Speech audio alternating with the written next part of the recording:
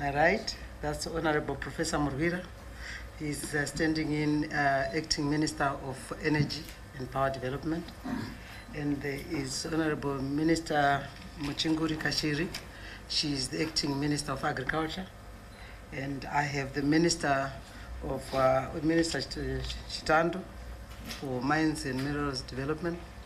Then I have Minister of Foreign Affairs, Honorable S.B. Moyo, Minister of Industry and Commerce, Honorable Kyovu, and Minister of Tourism, Environment, and many other things, Honorable Maimfumira. Thank you very much. So we'll give you the 20th meeting decision matrix. Cabinet considered and approved the Zimbabwe National Industrial Development Policy, which is 2019 to 2023, is presented by the Minister of Industry and Commerce. The industrial policy is guided by the principles of value addition and beneficiation, export-led industrialization, promotion of sustainable industrial development, gender mainstreaming, and modernization, as well as upgrading of industrial equipment and machinery. The policy aims to attain the following: a manufacturing sector annual growth rate of at least 2% per annum, a 30% contribution to the national gross domestic savings, a manufacturing value added growth of 16% per year, a merchandise export growth rate of 10% per year, and increased employment in the manufacturing sector to 20% by 2023.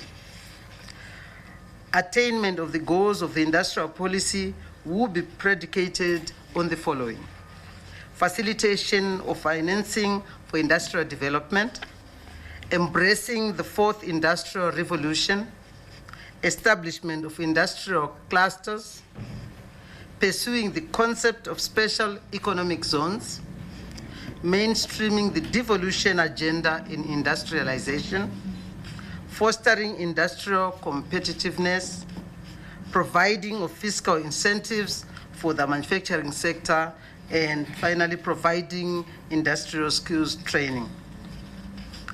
That is what was presented by the Minister of Industry and Commerce under the Zimbabwe National Industrial Development Policy. Cabinet also considered and approved the Zimbabwe Local Content Strategy, which was again presented by the Minister of Industry and Commerce. The Zimbabwe Local Content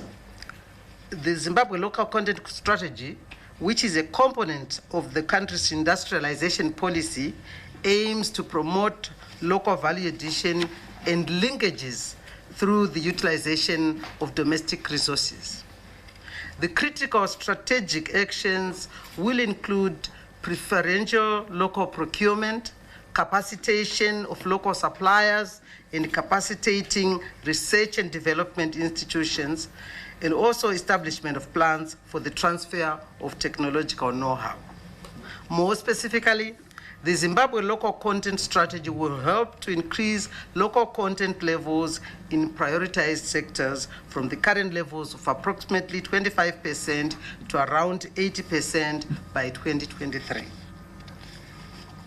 It also intends to increase capacity utilization in prioritized sectors from the current levels of approximately 40% to around 75% by 2023, and also to increase manufactured exports in prioritized sectors by 5% per annum.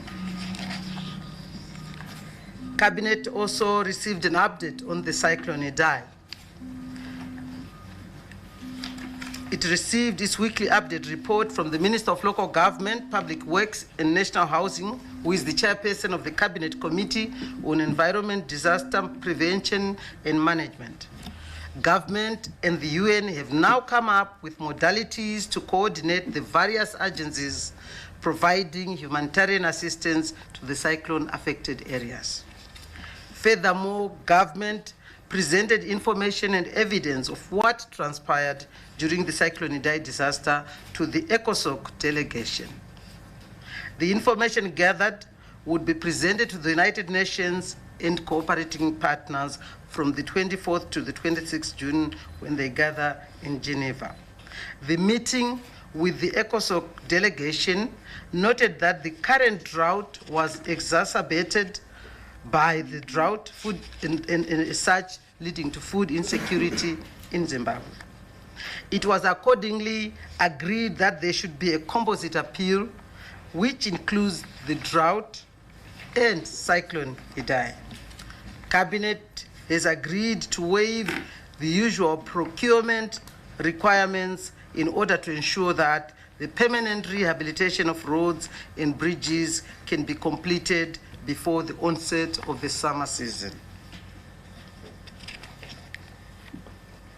There was also a discussion on the establishment of gold service centers.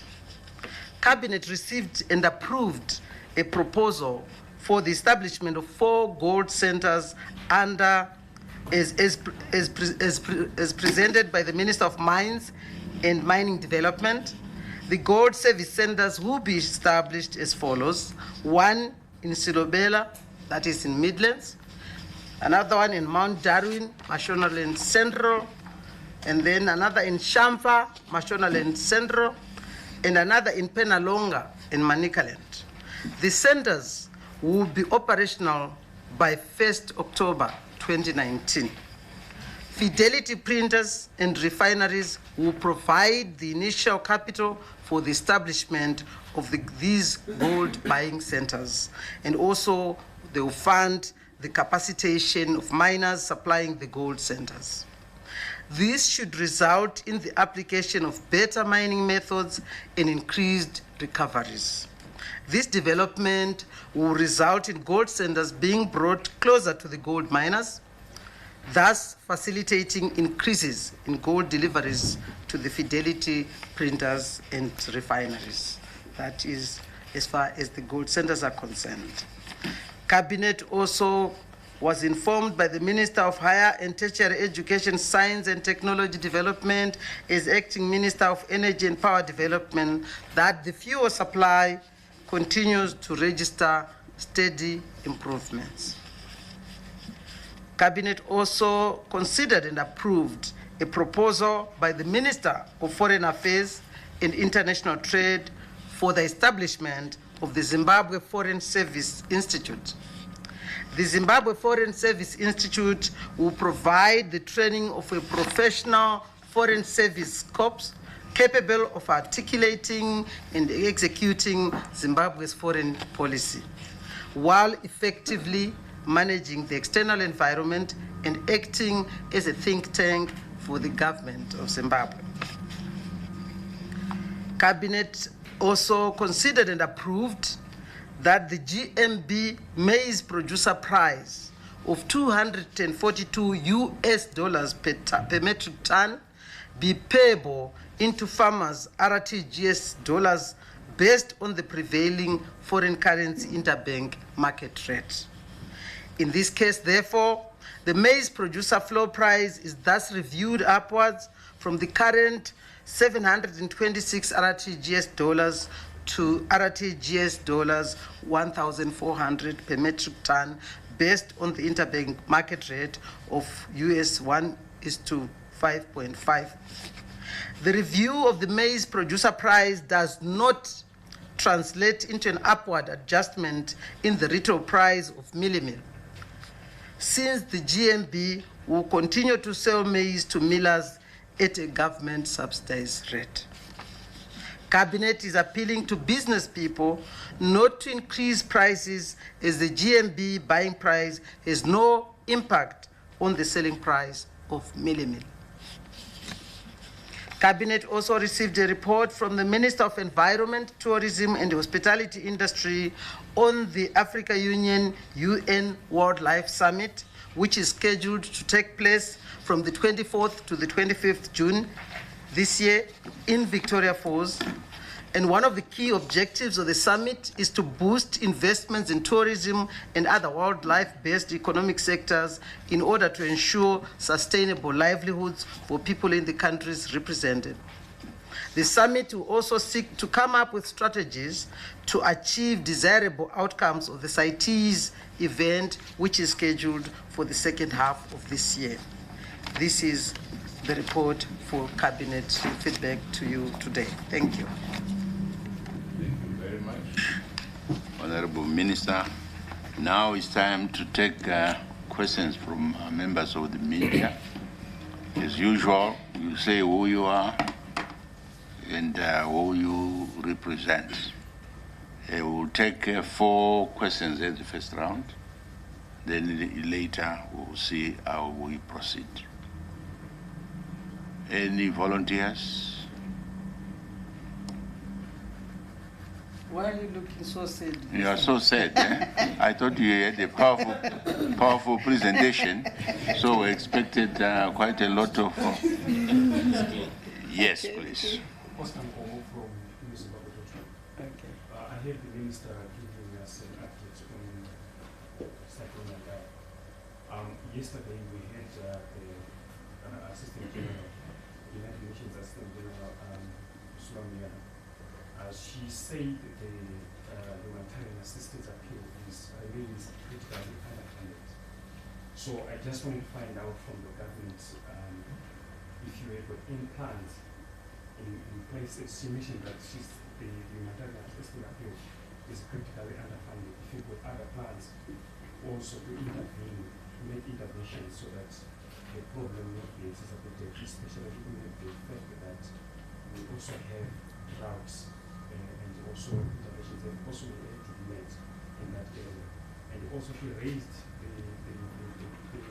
critical issue that patients who are on the HIV treatment, they are facing what he described as double dilemma, that they, even if they can afford the medicine, they can't take that medicine on any stores. So I just want to understand around that area, the intervention that the government has. Okay. Thank you very much. Anybody else? Yes, please. Okay, I'm Stanley James from ZBC. My question is directed to the Minister of Industry and Commerce. This is a new policy, Zimbabwe National Industrial Development Policy. What mechanisms are being put in place to ensure that it will be a document that will realize its targets, unlike a document that will just gather dust? Are there any mechanisms that are being put in place to ensure that it will really fulfill its mandate? This is a new policy that has been approved by the cabinet. Thank you very much. Yes, please. I'm Richmond Siagolema from Radio Zimbabwe. The producer price for maize has been increased to 1,400 RTGS in metric ton. I don't know what government is doing to ensure that farmers are paid timelessly, because over the years, farmers have been paid after a very long time, definitely, but they are needed to each and every day. Okay. Equally good questioning. And the last one. Yes, Chambakwe. Thank you, Takuzo Chambakwe from Zim Papers TV. My question goes to the Minister of Industry. Regards the target you highlighted that you want the industry to grow by 2% per annum by 2023. Professor Mtuli Ncube highlighted that in the first quarter of 2019, industry only grew by 0.1%. Seeing that we are 6 months into 2019 and we only got 6 months left, with this policy in place, in merger with the local content strategy, to what extent do you think we'll see growth happening this year, and what are the margins there that you're hoping to achieve from the 0.1% that has been recorded thus far? And then to the Minister of Foreign Affairs, the institute that you want to set up, what has really been lacking with whatever resources we have right now that has pushed you to say, let's come up with this institute to serve what real purpose? Because one would wonder, what's the whole idea behind this institute being set up? Thank you. Okay. Very good question. hand over to the chair for the responses from the ministers. Thank you very much for the wonderful questions. And I'll start off with Nkomo from newzimbabwe.com. And thank you very much. You asked whether there is the humanitarian appeal which the government actually put across will suffice, since we've got also the drought and the Cyclone Idai, and that has exacerbated the food insecurity issues. I think the appeal which has been put up by Zimbabwe government has been well received, and I must say also even the World Bank estimates also came around the same amount, 600 million. There is much more which is being done. Even when this happened, government just didn't wait for donations coming from well-wishers or outsiders, but government itself has actually been putting money to make sure that we bring relief to the people, to the affected areas. So this will continue, and we will continue working with everybody. It's actually government's mandate to make sure that everybody gets food. I think the meeting which the president had, and also the presentation which was given to the Assistant Secretary General, was very critical to bring everybody on board so that we move together. It is actually a comprehensive approach to the issues which are affecting our people, and I think we should be very grateful. The response from the time the Cyclone Idai happened, the response has been very, very positive, and I think that has brought a lot of relief to our people. But going forward, we are now talking about making sure that we come up with infrastructure. We are talking about relocating our people. All that needs everybody's sense on the deck, and I'm glad that at least UN came at this time for them to see for themselves, and they visited Chimanimani and they saw for themselves, and they were quite happy with the government interventions in that particular area. So we'll continue working together with development partners to make sure that nobody goes without food, no HIV patients will go without food. You are certainly correct that you can't take that medication on an empty stomach, so that will continue. I want to move to the Stanley James question to the Minister of Industry and Commerce. He is talking about the industrial policy, whether that document will realize results. Thank you so much. And thank you so much, James, for the question. When I saw him, I knew he was going to ask something. He has always been asking. Anyway, it's now out. Just as a starting point, Chairperson, to the colleagues in media, we will try and avail copies. I think earliest Monday next week, we have to run copies. I think they can still avail soft copies for you guys to interrogate, and we hope to have an engagement with you on Wednesday next week. I think you would have gone through it and you'll be able to interrogate and seek clarity on issues that you think require to be clarified. Also, just to add, this is a document which is a culmination of extensive research, and we worked closely with the private sector. And I'm always a proponent of allocating duties and responsibilities. Its achievement is not really entirely government responsibility, but all critical stakeholders are identified, particularly the private sector, because government primarily has to provide a conducive environment. So the starting point is that it's a document that has the buy-in from the stakeholders. In fact, it's really their product. But beyond that, we are coming up here with a policy that is inclusive, with a policy that tailors with the national aspirations and the national vision. So all arms of government will work to support the policy, but also the private sector will be involved in that too. You will realize as well that we have objectives that are measurable, and most of them on an annual basis. For us, this will be a critical guiding tool in terms of whether or not we are moving towards achieving these targets. Some of them quite ambitious, but it's because we believe we can do that. And we will, especially where there is need for funding, we have already started as government The 30 million for ITC has already been released. So these are building blocks towards supporting the policy. Maybe, Chair, if you I may was allow. just going to allow you to continue with the question number 4, which was from Chambakwe, which talked about, and he was quoting Professor Mutuli, that he said industry grew by 0.1%, and he wanted to see to what extent would you see success in this policy. Thank you so much. Thank you for the good question. Under normal circumstances, at our height, our manufacturing sector contributed about 25% of GDP when we performed well. That has gone down. We are now at around 10.5% of GDP. And our aspiration is to gradually move towards that. So the 2% growth per annum is both ambitious and achievable. I also foresee challenges achieving that in 2019 for a number of reasons. The first one really being that it's a drought year, and if it's drought, agriculture is the most affected sector. And as industry, as the manufacturing sector, 60% of our raw materials come from that sector.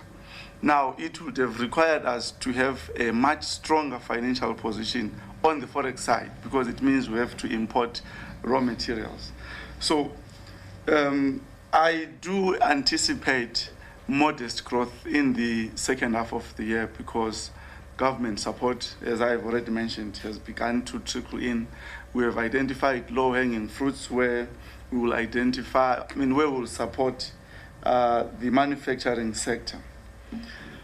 2017-2018 growth was 1.3%. And in the last 6 to 8 years, it's one of the highest. The question is, why would we put an average growth of 2% per annum? From 2016 to now, we're almost operating on what I would say autopilot. Not necessarily that there was no guidance, but the policy ran from 2013 to 2016, if I'm not mistaken.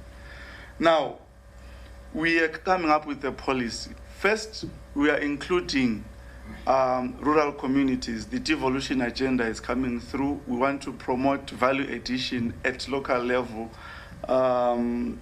We are also embedding innovation into our industrial agenda. By so doing, we want to try and improve our internal capability as a country to come up with homegrown solutions. So we believe a number of strategies that we are coming up with will increase economic participation, mostly by people in rural areas, but also the value chain approach will make sure that we are able to identify in the value chain areas that require critical support. And the value chain players will be able to complement each other. And we are quite optimistic that from next year particularly, we should be able to achieve a 2%, if not more, growth per annum. That said, I still believe by end of year, we should grow by more than 1%, driven by the second half performance. Thank you, Chairperson. Thank you, Minister Lyovu. We now want to move on to the next question, which was asked by Richard from Radio Zimbabwe. This is directed to the Acting Minister of Agriculture. What is government doing to make sure that farmers are being paid timelessly? Minister. Thank you, Madam Chair. I would like to thank my son, Mr. Siyakurima. Is that correct? Yes. By that very important question. And you are correct that we were owing farmers from their previous submissions to GMB. I don't have a figure at hand, but what I was briefed by GMB officials was that they have since paid all the farmers. Yes, We realize that this year is a drought year, and we cannot afford to lose the investment, huge investment that we have put in the growing of maize. And it is in our best interest that we harness all which we invested through the Command Agriculture or Presidential Inputs Scheme. And the Ministry of Finance, working with the Ministry of Agriculture, have mobilized adequate resources to make sure that before we approach other countries beyond Zimbabwe, at least we are adequately resourced. We have all what we have invested in, and I want to assure you that the resources are available. I thank you. Thank you very much, Minister Mchinguri-Kashiri. And the last question on the first batch is directed to you, Minister SB Moyo. What has been lacking with what was going on? Why are you coming up with this? Thank you very much. Young man, what's your name? Zimbabwe. I heard Zimbabwe. As a journalist, if you stay at where you are from when you graduated as a journalist, you will be totally irrelevant. You will not be put irrelevant by your colleagues, but by the competitive environment in which you operate in. This is exactly the scenario which we are facing here. Diplomacy is not a mundane kind of career. It is a career which has to be continuously reviewed. Since independence, diplomats at entry points have always had basic training of 3 weeks to probably 6 weeks, and then after that they are deployed into the foreign service. But they will be deployed into the foreign service continuously, no gauge whether this person is actually developing to be able to look after the management of this external environment, up to a level of being probably an ambassador. So we are saying here is an institute which must always ensure quality, deliverables by the diplomatic corps. And it provides adequate training for the rest of the new entrants who come into the foreign service. But thereafter, there must be a foreign service career development program which must sift gradually those who must hold superior appointments within the diplomatic corps, and those who are able to create an international matrix, we should be able to get a situation where the national interests of Zimbabwe are prioritized. The interests are always permanent. But we have said, for example, now we are looking towards the issue of transactional diplomacy. And we are saying this is where we are going. A diplomat at whatever level should be able to deal with issues of creating friendship, bringing in FDI into this country, which must be measurable, creating markets in the countries which is accredited to, and ensuring that a number of tourists come into this country. So it does not matter, as long as you are outside the country, you have got the responsibility to do so. So this institute is responsible for upgrading such kind of personalities. We want to also have our own Chatham House in Zimbabwe, where we've got different personalities, high diplomats who come into this country. We want to hear what their opinion is, so that we can then develop our foreign policy options. But besides that, it has been mentioned that it is going to be the think tank of the foreign policy options which this government is going to undertake. Thank you. Thank you, Minister. Chief Secretary, we can have the second round, I think. Thank you very much, Honorable Ministers, for giving incisive responses.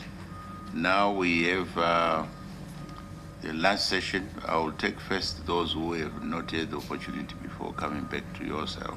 I repeat, unless if we really we don't have any who want to volunteer. Mangwana, I hope you will help me. Those from the back. Huh? Yeah, there's only Costa here. Oh, there's only one. And I'm surprised he's holding his hand. Are you raising your hand or you are? Yeah, let's have one at the back who has raised the hand whom I cannot see. I'm Tatenda Muji, freelancer. And my question is directed to the Minister of Foreign Affairs, Comrade Sibusiso Moyo. What measures have you put in place to see to the incorporation of independence, the inclusive nature of the marginalized groups, international best practice, safeguarding our indigenous knowledge systems, and incorporation of internationally acclaimed technocrats and think tanks, as well as safeguarding our sovereignty as a Zimbabwean country in terms of establishing this institute? Did you understand that? I don't think I got that question. I didn't. Yeah. Anyway, I think you will answer. Yeah, you will respond. No, let him clarify what he wants. I thought what he's saying really, getting other people to be recruited within, not necessarily as resource persons. Yeah. And the inclusiveness he's talking about is referring to resource persons. Yeah, in other words, people from outside. Marginalized groups. Yeah. In other words, is there room in the institute when it comes to get other people inside? But you are there. Why can't you just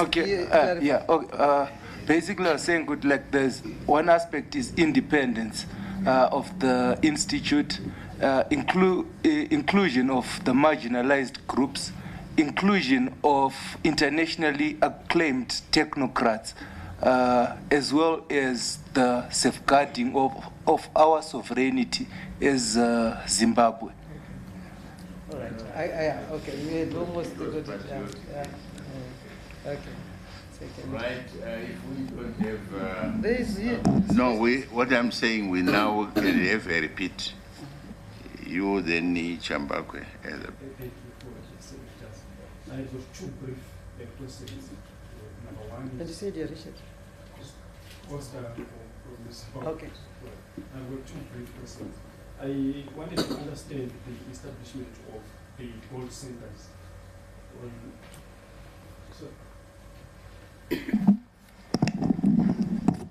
All right. I wanted to understand what informs the establishment of the gold centers. From your remarks, it's two in Mashonaland Central, one in Midlands, and one in Manicaland. So I just wanted to understand what informs the establishment of these centers. Then number two is on fuel, that it is on state improvement. I just want to find out, are we going to recede where we were, or the situation is going to improve from where we are going forward? Thank you. How can we recede? Okay, I got it. That's all right. You answer. All right, Chambakwe. All right, my second question is going to the Minister of Tourism to say, with this upcoming conference, is this not a platform now to pull out of CITES? Because the Director General of Zimpax in Parliament yesterday was highlighting that they are sitting on elephant tusks worth 300 million and rhino horns worth 300 million. That's close to $500 million, and yet the country does not have forex. If we pull out of CITES, what are the implications so that we can unlock this foreign currency we have locked in these tasks, we cannot trade. Thank you. I take it we don't have any more, so this will be the. Oh, okay, you are the last one, yeah. Yes. Okay. Mine is supplementary to the mines issue where he has talked about the gold service centers. I don't know whether government is aware of what is happening in these gold mining provinces or gold producing provinces where maiming and killings of each other by makorokozas is taking place in almost all the mentioned gold producing provinces. And it has been going on for a long time now.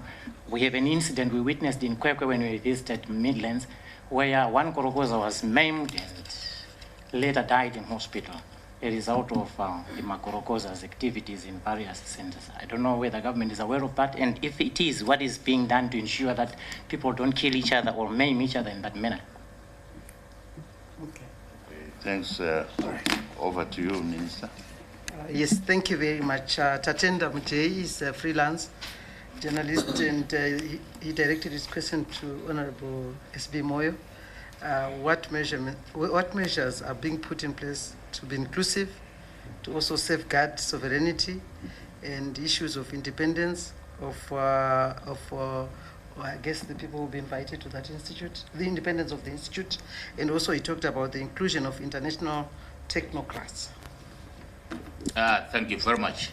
I hope when I answer your question, it will be exactly in line with your questioning. But let me indicate that, yes, this is an independent institute. It takes all ideas from this country, and it takes all ideas from the international community. It does not discriminate. But above all, this is a Zimbabwe institute, which has got a policy of Zimbabwe first. In other words, whatever it does in terms of research, in terms of whatever, it is intending to benefit the country of Zimbabwe. So when I say this is going to be also providing a facility for Chatham House, it means anybody from this country who has got something to speak towards the foreign policy development will have the right, in actual fact, to come into the institute and make his presentation to the rest of the those who want to hear and understand, the same way which Chatham House operates. So when we talk about defense of the sovereignty and all these other issues, the primary defenders of Zimbabwe's sovereignty are diplomats. That is actually their primary function. So this is an institute which is there to enhance the skills which are required within this competitive and most changing environment which takes place. So I want to think that it is going to be exactly answering your concerns which you have. Even minority groups will be allowed to come in and speak and everything. So it is going to be an independent institution which hears all ideas from all over the four corners of the world, including this country, but develop that into a defense mechanism for Zimbabwe. Thank you, Minister S.B. Moyo. The next question was from Costa Ngomo, newszimbabwe.com, right? And I would like you, Minister Chitandu, to take the two questions, or the last one, which is tied to the same issue, from Richard of Radio Zimbabwe. I think on the first one, what informs the establishment of the gold centers? And the other question was, is government aware of the happenings in these gold-producing provinces? Thank you, Minister. Well, thank you very much, Chair. First and foremost, the idea is to establish gold centers throughout the whole country. And this phase, which was approved in Cabinet today, is for the establishment of 4 gold centers. It will be followed by another phase, which entails establishment of another 5 gold centers. The objective is to have all provinces host gold centers. The number per province will obviously be determined by the geological formation and by the suitability of the gold centers to harness the small-scale mining activities on gold. There are a number of objectives in terms of establishing the gold centers, which include the capacitation of the small-scale miners to be able to produce more gold. Also, to have the small-scale miners operate in a more orderly fashion, with supervision being carried out by the gold centers, by the management of the gold centers. There is a lot of work happening on the ground in terms of government attending to situation which is happening in some areas where there is or there are elements of disorder. Right now, today, we had a team in Mashonaland and Central headed by the provincial minister, which visited a few of the hotspots, which included, she was heading in the ministerial team, which included members of security services, the Ministry of Mines, and they have come up with ways in which they will address the issues which they noted at the hotspots which they visited today. And this is a program which is happening in all provinces where government, through interministerial teams, is visiting or will be visiting any of the hotspots which, to take the necessary corrective action. I thank you. Thank you, Minister Chando. And the next question goes to the Acting Minister of Energy and Power Development. Fuel, are we going to receive? Are we going to come out of this? Thank you very much. When you are seemingly in a hole, H-O-L-E, your purpose is to get out of it. And we are guided by what we call pragmatic optimism. What does that mean? You just are not optimistic. You are doing something about it. You will know that there are several steps that have been taken by government. The first step was to make sure that money is sourced on the interbank market, to ensure that there is no artificiality in terms of the money supply. Number 2, it really leads to increased supply. As you can see that it is improving. Number 3, it is improved monitoring mechanisms. We are developing systems, we have already developed systems to make sure that we monitor our fuel so that we prevent leakages. This is basically IT-based solutions, and that is the basis of our pragmatic optimism that the fuel supply is going to improve because we are doing something about it for it to improve, not just hoping. We are doing something, and thank you. Thank you very much, Professor. Thank you very much, Honorable Murugira. And last but not least, the question is directed to you from Chiambakwe. Minister, is it not time to pull out of CITES? And if we pull out, what are the implications? Thank you for the question. We have not made any decision to pull out of CITES. And the purpose of the summit is to discuss various issues regarding conservation of our wildlife and improvement of livelihoods of people, especially those communities living with the wildlife. Zimbabwe is a signatory to various treaties and agreements, and we are law-abiding, and we are not at any point at the moment thinking of pulling out of CITES.